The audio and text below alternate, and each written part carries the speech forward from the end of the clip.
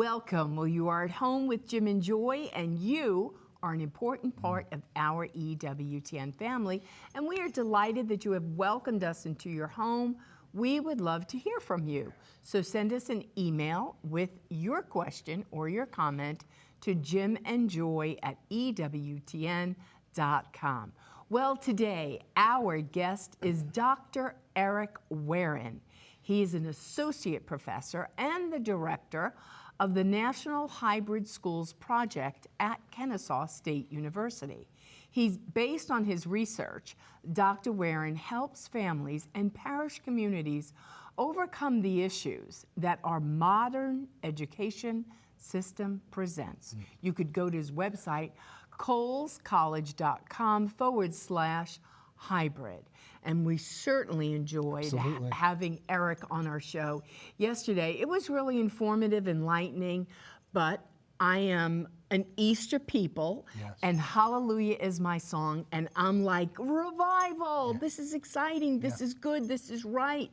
It's good and true and beautiful. And the people of God are rising up and saying, more must be done, because we are not going to settle for what's coming down the pike as if we all have to go along to get along. No way. We're talking about education, choices in education, not believing we're under the grip of one form of education from one source with all the good things, good teachers, some very good public schools, just sticking to the main things they need to be teaching.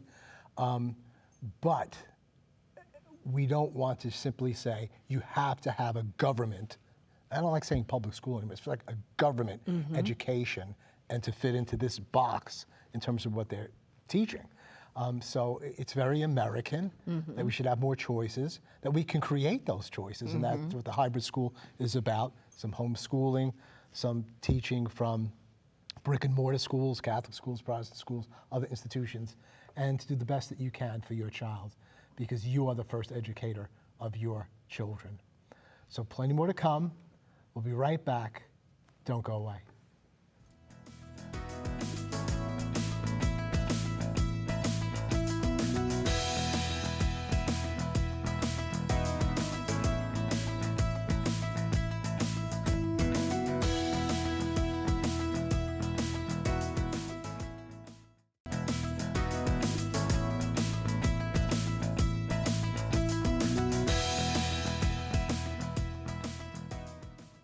Welcome back. Well, today we have Dr. Eric Wearne. He is an associate professor and the director of the National Hybrid Schools Project at Kennesaw State University. Based on his research, Dr. Wearne helps families and parish communities overcome the issues that our modern education system presents. You could go to the website, colescollege.com /hybrid, colescollege.com/hybrid. I was running too fast with my words. Well, we want you first to tell our family quickly a summary of what we discussed yesterday, because I'm sure they're thinking hybrid cars, now hybrid schools. What is this? Tell our family what you're telling us. Yeah, so hybrid schools are basically a hybrid of conventional schooling and homeschooling, right? So they go by a lot of names that people might have heard: hybrid schools, hybrid homeschools, collaborative schools, collegiate schools, university model schools. But the basic idea is that the kids go to a building with teachers and often desks and uniforms and classmates, usually 2 or 3 days per week. And then they're homeschooled in some way on the other days, right? And that can vary between, you know, maybe they have 1 day of school, maybe they have 4 half days, but typically it's 2 or 3. And then also the school determines most of the curriculum, right? So these are sort of maybe more formal versions of something like a homeschool co-op where you just come in and take a class or two. So obviously the brick and mortar place that you choose to be associated with is a big thing, because they're the ones basically with the curriculum there. You might have some input, but they're doing that. So you want to say, I like this excellence regarding the academics and anything else that they're doing. Maybe some of these even have a kind of a Christian or Catholic anthropology, you know, that they're teaching Is that possible? Yeah. Because that would be great. Well, I would say most of them do. Okay, well, good. Yeah. Because look at what we're getting in terms of gender Sure. ideology and confusion on sexuality and whatever. I mean, just good, sound, scientific and Christian anthropology would be wonderful. Yeah, sure. So maybe prior to COVID, most of these schools were sort of private Christian or Catholic, one flavor of Christian school. Post-COVID, the pie's gotten bigger. So we've got more secular schools, but we've also got tons of new Catholic school startups and other kinds of Christian school startups in this area. What would you say to Catholic schools and to churches about getting involved with this? Again, I don't know, are they really active with it or not, or what, compared to the Protestant church? And it does seem to me that the Protestant church has been onto this for quite some time. But this seems like it's a perfect fit with the Catholic church. It seems like it. So far, it's more, to the extent churches are involved, it's more a phenomenon of sort of big mega churches that open up their space for schools. There are some Catholic dioceses that have started them. I think the Diocese of Tulsa had a high school that they were starting up that was on a hybrid model.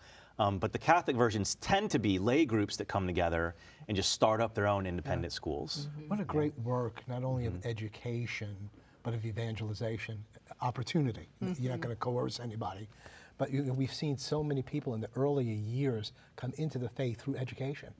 And it hasn't been domineering or whatever, but it's just kind of winsome. People kind of catch the Lord and being part of a community, and faith and reason together. It's winsome to people. Yeah, and you've seen, since probably starting in the 60s, you see a Catholic school enrollment suffering. You also see middle class enrollment suffering in private schools of all kinds.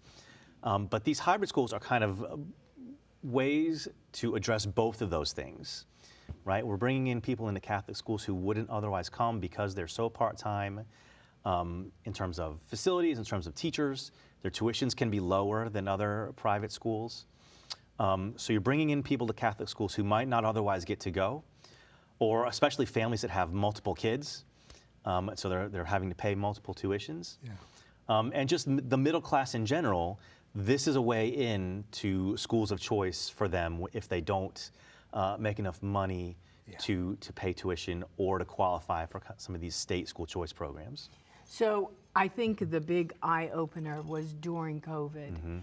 What parents and grandparents, because grandparents were home while the children were, out, working, they actually saw and heard what was happening and not happening in the government public school education, right? It was coming down and people were like, what? It was like poison was coming into some homes, and people were like, this is awful what's happening. And you saw people show up who maybe paid no attention to what the school boards were doing, paid no attention to what PTAs were doing, paid no attention to the education system nationally. We just we stuck our head in the sand and thought, it's got to be good. And then we saw. And so there you've had this genesis, this beautiful birthing, although it's been around for 30 years, you said, but people were like, something else has to give because this cannot be it. So what do you say to the people who go, this is just a fad, this is just a passing thing, this isn't going to last? Yeah. Well, like you said, a lot of these schools have been around for some time, so we've got a proof of concept that people are interested in, they work. But yeah, during COVID, especially the time when everyone was at home, there were two main things that people saw that they didn't like, and that was what was going on in the classroom and then what was not going on in the classroom were the two things that they hated, right? So they didn't like all the things that you mentioned, a lot of people didn't, and they didn't like the fact that the schools were closed at all for so long in a lot of different parts of the country. So people decided, we can stand these things up on our own. Maybe we can do this ourselves, right? Maybe we don't need to wait for the perfect answer to come around. So we can just start up these schools and with a curriculum that we like better. And that's the case for not only for people who want more faithful Catholic schools, but there are very secular parents out there who said, you know what, I'm not being served well either. And so there's all kinds of other kinds of schools of this nature starting up too. Well, I think that's the answer. And it just feels very American in the best sense of that word. What do I mean? Competition, go at it together, provide the best product that you can regarding education.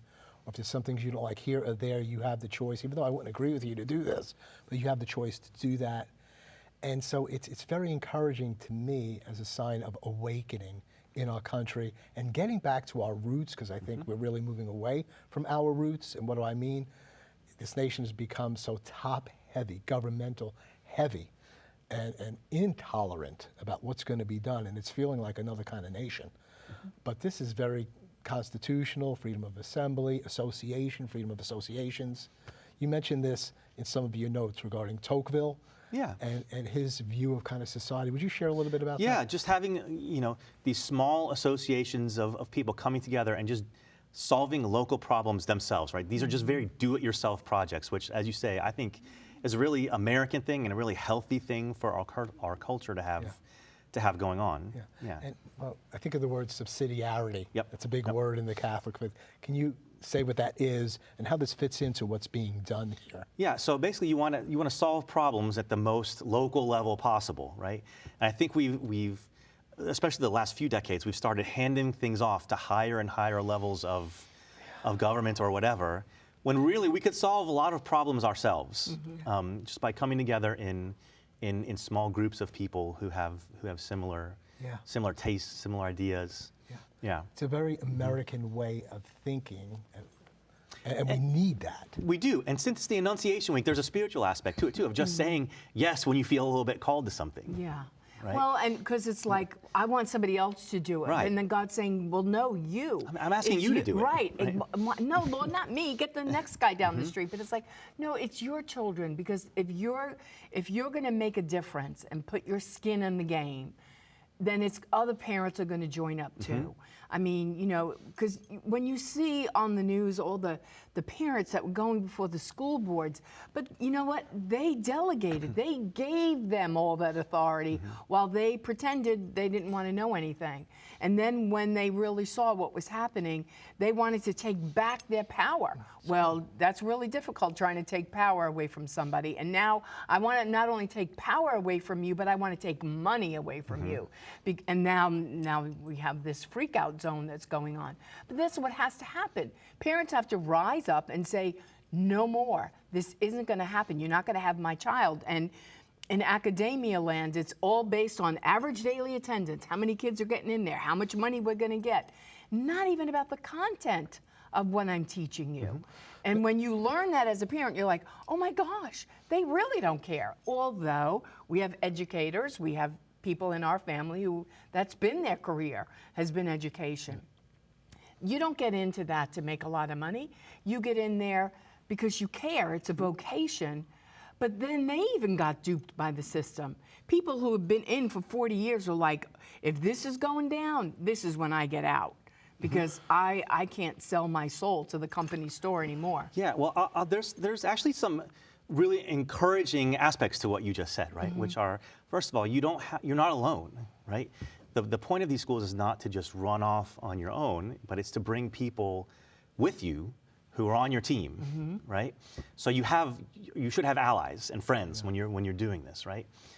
And the other thing that's encouraging, I think, is that you don't have to pick a fight or take anything out. It's actually more aspirational and positive in that you can just come up with what you think is the greatest answer for your kid's school, and then just go with your friends and start it. Right. Right. You don't even have to worry about picking a fight or knocking something down. Just do your own thing. Build it yourself. But the detriment to them is you're removing the product. Yeah. They want the product. That's their problem, though. They want to form. They Yeah. want to control. They want the money. They want that person. It's like, no, you know what? We're taking our children and we're going elsewhere because you have that power. And there's too many money. It's about money. And power. And it is about forming, educating the conscience of our kids. And we cannot consent that to them. We're the chief educators. We make the decisions. We can delegate, but we want to know who we're delegating to and how you choose to form our children. We have to say in that. So when you come to this place, like you were saying, Joy, when people found out during COVID, what exactly is going on, what they're doing, I have a problem with, what they're not doing, I have a problem with, and so I'm not going to do that anymore. They don't know where to go and what to do. Yeah. Right, and like you said, there may be some money available for disadvantaged, and then if you got money, you got money. You can build your whole thing. But it's the middle class that's continually being barraged and squeezed out, and the working people, and they're not poor enough to make something happen. They're not wealthy enough to make it happen. So the question for them is like, I'm outraged about this. I want to change formats. What the heck are the formats here? We don't have vouchers yet to do more, and that's not the total, panacea answer, but formats. So you're the head of the National Hybrid Schools Project on the campus of Kennesaw. I wanted to say we have a grandchild that goes to Kennesaw. We do, and he plays football, He's a wonderful and we're very proud Just of thought him. we'd get that into Nathan. Right? We like Kennesaw. If he ever takes one of your classes, you better be nice. But yeah, so are there other places like this? Is this unique to Kennesaw, the National Hybrid School Project? Because it does sound like something that's needed. It's not a fad, but it's still relatively new, 30 years, 40 years compared to public schools, government schools. So what are you doing there? And again, just tell us best practices and so on, and everything that you're offering, so people don't feel like, I need a format, but I got to create it. I don't know what it is. Yeah, so there's not much research out there, and we're started as an academic research center to kind of look at these schools. Because even before COVID, there was an upswing because of things like just the general growth and popularity of homeschooling. A lot of these schools are just built on their state homeschool laws. And we have the homeschoolers to thank for kind of creating the groundwork for all of this stuff to be possible. There's not much academic work being done on them because of just the nature of the schools are kind of small, they're independent, they like their independence. Other groups have done research during COVID on things like, would you like your kid to be homeschooled at least part of the week? So there's a group called EdChoice that does that. And what they found was actually, parents, when they had their kids home for COVID, they found out they kind of liked them, right? And they wanted to see them more, right? So then COVID happens, and these schools become really popular. And so at the National Hybrid Schools Project, we decided we need to kind of step it up a little bit. And so we started pulling together in a couple of ways. So we still do academic research. We've done survey work on just kind of the landscape of these schools, and we're getting into kind of outcomes, right? So how do these kids do in these schools? That's kind of our next stage work. We also do convenings, right? So we bring together schools at a conference in Atlanta every spring. It's happening in a week and a half from now. And people come from all over the country to talk about their schools. And what we found is there's a lot of demand for that because I think these people are founding these schools. They're so focused on the do-it-yourself stuff, just keeping the lights on, finding teachers. Probably they're homeschooling their own kids a couple of days a week. So they don't know, they're not aware when there's a school one state over that's doing the same thing they are. So they just want to come in and learn. The field is evolving so fast that other researchers and kind of policymaker types are interested. Because, I mean, everybody's learning. What are we looking at here? What is actually helpful to these schools? It's a winning issue. It is. For politicians. People want to know more, right? And so we do these convenings. We also do different kinds of outreach. So we do things like help point schools to others who can help them. So maybe 5 years ago even, these schools are so thin on the ground, they could do whatever they wanted, nobody cares. You look like a group of homeschoolers, so the local fire marshal doesn't really pay attention to you. But because they're now more noticed, we get situations where something like a fire marshal will say, well, you are meeting in a church, but you're not a church, so you need a new kind of certificate, or we're going to fine you. So we can help people find ways to deal with those sorts of things. Fine them for like what? How much? In one case, it was $1,000 a day that they met, right? For a school that doesn't charge that much in tuition. So things like that. And then I hear it all the time from people from all over the country who say, this is really interesting stuff. I've got a group of people here, we want to start a school, but we don't know what to do. So I kind of help them find schools like them or schools in their area that can be of service to them. Great. We're going to hold you over for the final segment. There's so much to share here. And I do want to hear again about this convening that's coming up soon. And I hope that many people will get involved with it. You be encouraged. God's doing a work in our land in this area of education. and you can be a part of it. We'll be right back. Plenty more to come. Don't go away.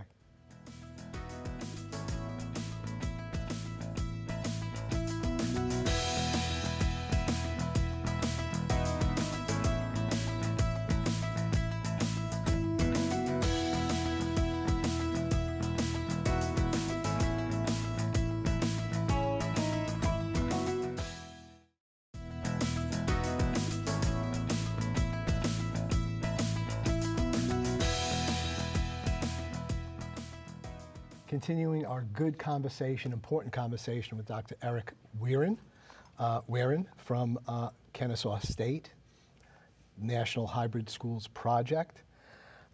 Just a broader question, the impact you think of hybrid schools on local communities, on states, the nation, the world, where is its place in this, and what's the leaven that it's putting out there? Yeah, I just think this is a really positive development because people get very upset and dialed in on problems in education, but this is a way to solve problems, right? Yeah. You can do it anywhere in the country. They don't have to be big. The average school size is 200, but we've got schools that have, less than 50 kids all over the place. And we talked a little bit about all these states that are passing these tuition tax credits and savings account bills and other things. But you don't need that to get this thing going, right? Like we've said, people have done it everywhere. So we host a big event that we'll talk about, but we've hosted smaller regional events too. Okay. We did one recently in California, which has no hope of passing a statewide school choice bill anytime soon. But there's all kinds of stuff going on because the people are taking it on themselves and just starting up what they can under the rules in California. There's a lot going on in Michigan, which is also not super fertile territory. I was in touch this week online with a woman from upstate New York, which is, again, not passing a statewide universal education savings account anytime, but they're starting things, right? So no matter where you are, if you've got a group of people and a vision for what you want to do, you can do it. Homeschooling's legal everywhere, and that's kind of facilitates all of these things. Yeah. So how are those happening locally in states? You might have a hybrid school that's saying we want to sponsor you all coming in, or cast the vision that's taking place. They share it and they're finding interest. Yeah. So they write up their curriculum, or they just talk to their community, and they come up with a shell of a school, and they recruit people, and it starts up just like anywhere else. Yeah. That's great. Perfect. Tell us about the larger convening, because it's coming up soon in Georgia. So our national conference is April 19th and 20th in Atlanta. This will be our third annual conference, and they get bigger every year. So we've got several hundred people coming just to talk about what's going on with hybrid schools. So we do a lot of practical discussion about running, starting, maintaining a hybrid school. We get policy discussions. I think some of the things I really like about our conference is it brings in people who are actually doing the work to talk about with each other about how they can do it better. But I think what they say actually does move upstream to the kind of the policymakers and the think tank types who are kind of influencing policy. Yeah.